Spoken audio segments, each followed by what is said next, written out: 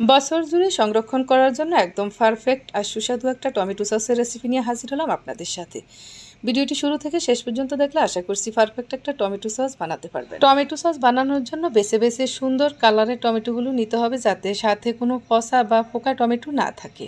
অনেকেই আবার আছেন টমেটো সসে সুন্দর একটা কালারের জন্য ফুড কালার ইউজ করে থাকেন। আমি বলবো একদমই কোনো রকম ফুড কালারের দরকার হবে না। যদি আপনি বেছে বেছে সুন্দর লালচে কালারের টমেটোগুলো দিয়ে সস বানান, তাহলে আপনার সসে সুন্দর একটা কালার এমনিতেই আসবে। এরপর এই টমেটোগুলোকে পরিষ্কার পানি দিয়ে একদম ক্লিন করে নিতে হবে। এবার একটা টমেটোকে আমি 4 ভাগ করে 4 টুকরা করে কেটে নিলাম। এভাবে করে সবগুলো টমেটো কেটে নিলাম। এবার আমি টমেটোর সাথে সামান্য পরিমাণ পানি দিয়ে চুলায় বসিয়ে দিলাম। সাথে কিছুটা আদা রসুন কুচি আর শুকনো লাল মরিচ দিয়ে দিলাম। 10 কেজি টমেটোর সাথে আমি এখানে আদা রসুনের পরিমাণ দিয়েছি প্রায় 1 কাপের মতো হবে। এবার শুধু জাল করে নেওয়ার পালা। জাল করে নেওয়ার সময় খুবই সতর্ক থাকতে হবে, ঘন হাতে নাড়তে হবে। এ পর্যায়ে কিন্তু পাত্রের তলানিতে লেগে যাওয়ার সম্ভাবনা থাকে, আর পাত্রের তলানিতে লেগে গেলে পুড়ে যাবে। পুড়ে গেলে কিন্তু স্মেলটা একদমই সুন্দর আসবে না, আর কালারটাও সুন্দর আসবে না।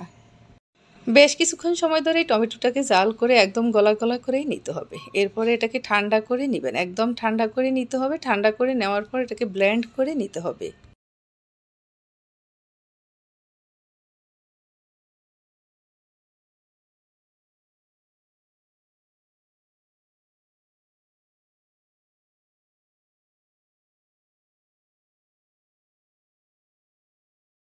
আমি সবগুলো টমেটো ব্লেন্ড করে নিয়ে টমেটোর পিউরি তৈরি করে নিলাম। এবার এই পিউরিগুলোকে সেকে নেওয়ার পালা। আমি এই চাকনিটা দিয়ে প্রথমে সেকে নিব, এরপরে মিহি একটা চাকনি দিয়ে সেকে নিব।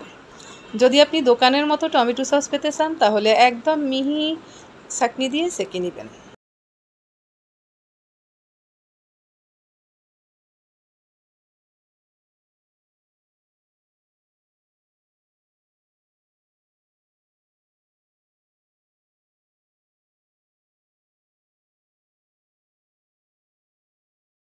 টমেটো সস বানানোর জন্য টমেটো দিয়ে টমেটোর পিউরি রেডি করে নিলাম। এবার টমেটো সস বানানোর জন্য এর সাথে আমি একে একে সকল ইনগ্রিডিয়েন্টস অ্যাড করব। 10 কেজি পরিমাণ টমেটোর সাথে আমি এখানে 3 টেবিল চামচ কর্নফ্লাওয়ার নিয়ে সামান্য পরিমাণ পানি দিয়ে এটা গুলিয়ে সাথে অ্যাড করে দিলাম। তবে এটা অপশনাল, আপনি চাইলে ব্যবহার করতে পারেন বা চাইলে বাদও দিতে পারেন।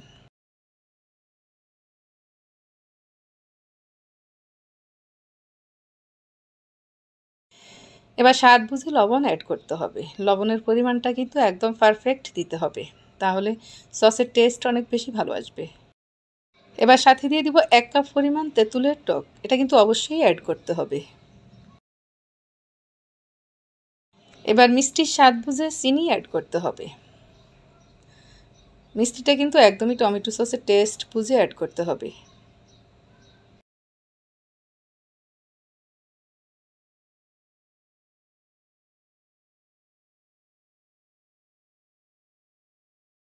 এবার সাথে অ্যাড করব ভিনেগার, সিরকা বা ভিনেগার।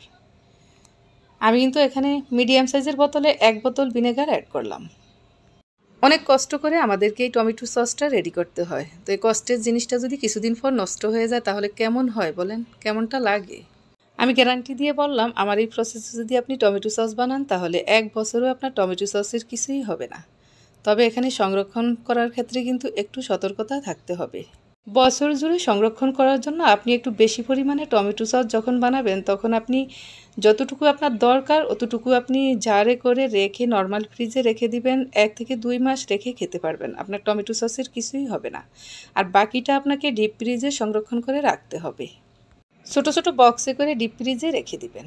যখনই আপনার দরকার হবে তখনই আপনি 1 বক্স নামিয়ে নেবেন, আর এটাকে একটু জাল করে নেবেন। জাল করে নিলে এটা একদমই টাটকা হয়ে যাবে। স্মেলটাও সুন্দর আসবে আর খেতেও ভালো লাগবে, কালারটাও সুন্দর থাকবে। প্রিয় দর্শক, এই তো রেডি হয়ে গেল টমেটো সস। সংরক্ষণ করার আগে এটাকে ভালো করে ঠান্ডা করে নেবেন। আশা করছি আমার আজকের ভিডিওটি আপনাদের অনেক অনেক ভালো লেগেছে। ভালো লেগে থাকলে অবশ্যই ভিডিওতে বেশি বেশি লাইক, শেয়ার, কমেন্ট